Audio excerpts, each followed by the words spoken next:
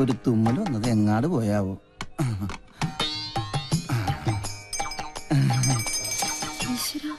അക്കരെ ഇക്കരെ നിന്നാലെങ്ങനെ ആശ തീരും, സ്വഹ ആശ തീരും.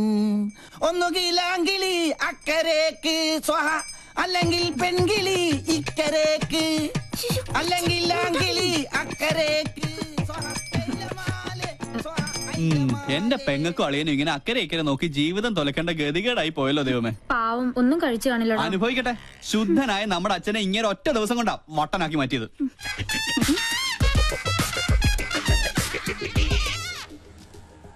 ഒബാമ ഇപ്പൊ ഇങ്ങെത്തും ബാൻഡ് ബുക്ക് ചെയ്യാനായിട്ട്. അമേരിക്കൻ പ്രസിഡന്റ് ഓട്ടോയുടെ ശബ്ദം കേട്ടില്ലേ?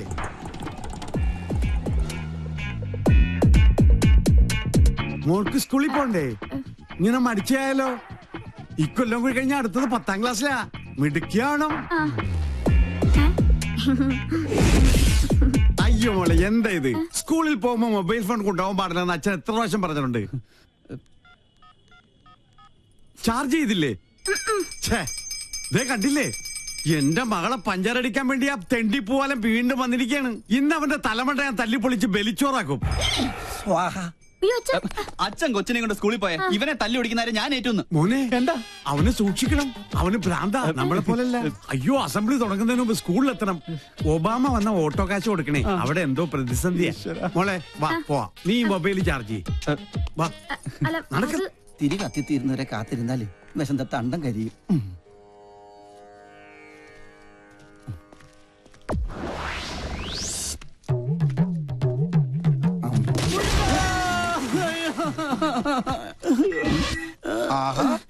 അയ്യോ, എന്തിനാ റോട്ടിൽ കിടക്കണത്? വീട്ടിൽ പോയി കിടന്നൂടെ?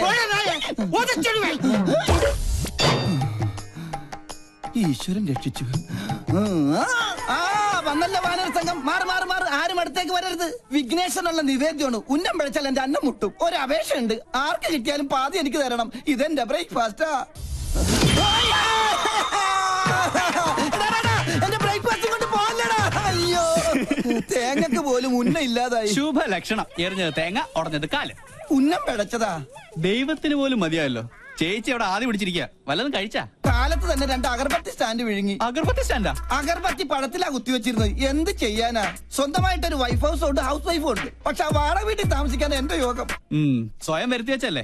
ഇവിടെ ഇങ്ങനെ ഒരു പ്രേമകുടീരം കെട്ടി താമസിക്കാതെ അളിയന് ചേച്ചിയും കൊണ്ട് എങ്ങോട്ടെങ്കിലും ഒളിച്ചോടിക്കൂടെ? 13 തവണ ശ്രമിച്ചല്ലേ. അപ്പോഴൊക്കെ ആ വട്ടന്റെ അല്ല വട്ടച്ചന്റെ കയ്യിൽ നിന്ന് തലക്കെട്ട് കിട്ടി. നല്ല ISI മാർക്കുള്ള മുദ്ര ഇപ്പോഴും എന്റെ മൂർധാവി കിടപ്പുണ്ട്, ശ്രീലങ്കട ഭൂപടം പോലെ.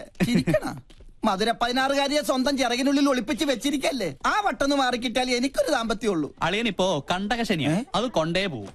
എന്നെ വിളിച്ചോ? എത്ര കറക്റ്റാ. Sorry sorry. കണ്ടകശനി കണ്ടത്തിലാ കൊണ്ടത്. சார், அந்த டாக்டர் எம்எல் ஆக்ஷன் எடுக்கிறதுக்கு சான்சஸ் இருக்கு. நான் பார்த்து கவனமா தான் டீல் பண்ணேன். தெரியும். Okay sir. സാറ് നല്ല ചൂടിലാണെന്ന് തോന്നുന്നു. അവരുടെ ഡിപ്പാർട്ട്മെന്റ് പരാതിപ്പെട്ട സംഗതി കുഴയും. സ്റ്റീഫൻ இந்த வேலை ஆரம்பிச்சு ரொம்ப நாள் ஆச்சு. ஒரு பெடக்கோழி வந்து கூயதுണ്ടെന്നും ഞെട്ടില്ല. ആളത്ര നിസ്സാരക്കാരിയല്ല. സർവീസ് ചെയ്ത സ്ഥലങ്ങളിലൊക്കെ ഭയങ്കര സ്ട്രിക്റ്റ് ആണെന്നാ കേൾവി. ഇതോട് പെരിയ താപ്പാണങ്ങളോട് കൊമ്പ് കോർത്തവനായി സ്റ്റീഫൻ. പിന്നല്ലേ ഈ പീര പിടിയാണ്. കൊമ്പ് കോർക്കുകയല്ല, പ്രശ്നം ഒതുക്കി തീർക്കാൻ ഇനി നോക്കേണ്ടത്. കാര്യത്തിന്റെ ഗൗരവം സ്റ്റീഫൻജിക്ക് അറിയാലോ. ഇതിന്റെ പേരിൽ നിയമ നടപടി ഉണ്ടായാൽ തൂങ്ങുന്നത് സ്റ്റീഫൻജി മാത്രമായിരിക്കും. ഇപ്പൊ ഈ ഫോണിൽ വിളിച്ച സാബ് പോലും ഉണ്ടാവില്ല. ആ ഡോക്ടർ ലീഗലായി മൂവ് ചെയ്യുന്നതിന് മുമ്പ് എങ്ങനെയെങ്കിലും അവരെ ഒന്ന് സ്വാധീനിക്കാൻ നോക്ക്.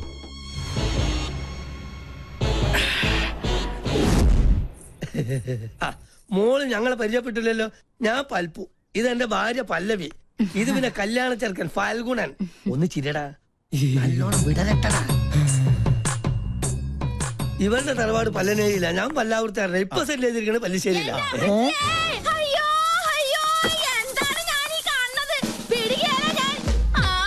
എന്താ അറിയില്ല. ആരാ? എന്താപ്പത്? പങ്കൻ ഓറാക്കൂ. എന്നാ പങ്കന്റെ എല്ലാം ഒടിഞ്ഞത് തന്നെ. കല്യാണം മുടക്കണ കേസാണ്. നിങ്ങൾ ആരാന്നാ ചോദിച്ചത്? ഈ കൊച്ചിനെ അച്ഛനോട് ചോദിക്കും. എന്താ പറഞ്ഞേ? മോനെ എന്തേ കേക്കണേ? സത്യമായിട്ട് എനിക്കൊരു അറിയില്ലമ്മേ. അറിയില്ലല്ലേ? പള്ളിപ്പുറം പള്ളിയിലെ പെരുന്നാളിന് കച്ചവടത്തിന് വന്നത് ഓർക്കണുണ്ടാ നിങ്ങള്? അന്ന് എന്താ നിങ്ങൾ എന്നോട് പറഞ്ഞത്? ഈ മിഴികൾ എത്ര മനോഹരം. അന്ന് തന്ന ചെറിയ ഡെപ്പോസിറ്റാ പലിശ അടക്കം വളർന്ന് ദേ ഇപ്പൊ ഈ പരുവത്തിലായത്. എന്തൊക്കെയാ നിങ്ങൾ ഈ പറയണേ? ഈ കൊച്ചിന്റെ അച്ഛൻ ആരാണെന്ന് തെളിയിക്കണ DNA സർട്ടിഫിക്കറ്റ് ഇട്ടാണ് ഞാൻ വന്നേക്കണത്. ദേ നോക്ക്. അപ്പൊ അഭിലേഷൻ ഉണ്ടോ?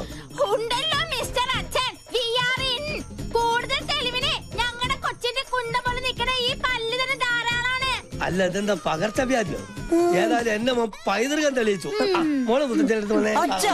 ഉണ്ടായിടാ. ഇറങ്ങടെ വിടുന്നു. ഒരു പല്ലം ഫാമിലി വന്നിരിക്കുന്നു. അല്ല ഞങ്ങൾ കൂടുതലൊന്നും പറയണ്ട. ഇറങ്ങടെ വിടുന്നു. ദേ ക്യാമറ. വേഗം ചെല്ലളിയാ. ആരും പ്രശ്നം ഉണ്ടാക്കല്ലേ. ആ വരണം വരണം. ചേട്ടാ ക്ഷമിക്കണം, ഞങ്ങൾ കളേഷോയുടെ ആൾക്കാരാ. ഈ നിൽക്കുന്നതാണ് ഞങ്ങളുടെ ആങ്കർ പിങ്കി. അയ്യോ അമ്മേ ദേ പിങ്കി. എന്റെ ഈശ്വര എനിക്കിത് വിശ്വസിക്കാൻ പറ്റുന്നില്ല. സോറി, ഈ നല്ല മുഹൂർത്തത്തിൽ തന്നെ നിങ്ങളിങ്ങനെ മണ്ടം കളിപ്പിച്ചല്ലേ ക്ഷമിക്കണം. TV കണ്ടിട്ടേ ഉള്ളൂ, നേരിട്ട് കണ്ട ആദ്യമായിട്ടാ. എന്തായാലും ചെക്കൻ അച്ഛൻ ഞങ്ങൾക്ക് വേണ്ടി ഒരു മണ്ടൻ കിരീടം അണിയണം.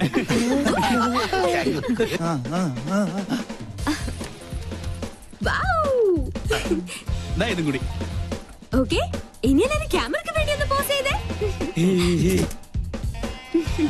ഞങ്ങളോട് സഹകരിച്ച എല്ലാ കുട്ടികൾക്കും ഞങ്ങളുടെ വക ഒരു സ്പെഷ്യൽ സമ്മാനം ഉണ്ട്. പിടിച്ചേ. Okay bye bye. എടാ രാഹുലേ,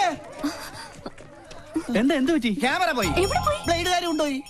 അവരോട് കടം വാങ്ങിയിട്ടാണ് കഴിഞ്ഞ തവണ നിന്റെ അച്ഛന്റെ വെട്ടിന് മർമ്മ ചികിത്സ നടത്തിയത്. കടം കിട്ടുമെന്ന് പറഞ്ഞാൽ കടിക്കുന്ന പട്ടിക്ക് വില പറയും. ഇതിനു മുമ്പ് അളിയന് വേണ്ടി ഞാൻ ജാമ്യം നിന്ന കാശ് വാങ്ങിയ ഒരു ടീം ഇപ്പൊ സ്റ്റുഡിയോയിൽ വെയിറ്റ് ചെയ്യുന്നുണ്ട്.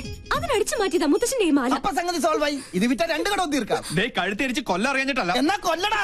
ഈ നിക്കണ എന്റെ അമ്മായിയപ്പനെ. എന്നെ കൊണ്ട് മതി, നീ വണ്ടി എടുത്തേ. അളിയൻ എത്രയും പെട്ടെന്ന് ക്യാമറ കൈപ്പറ്റിയില്ലെങ്കിൽ ഇന്നത്തെ എപ്പിസോഡ് മുടങ്ങും. എന്ത് ചെയ്യാനാ? കാസറ്റ് അതിലായി പോയി. ഓരോ ദിവസം ഓരോ പുലിവാലായിട്ട് ഇറങ്ങിക്കോളൂ. എടാ കടം വീട്ടാൻ ആർക്കും പറ്റും, പക്ഷെ അത് മേടിച്ചുകൊണ്ടുള്ള പാടെ എനിക്കറിയാൻ പാടുള്ളൂ. ഈ ജഡ പണയം വെച്ച വല്ലതും കിട്ടുവോ?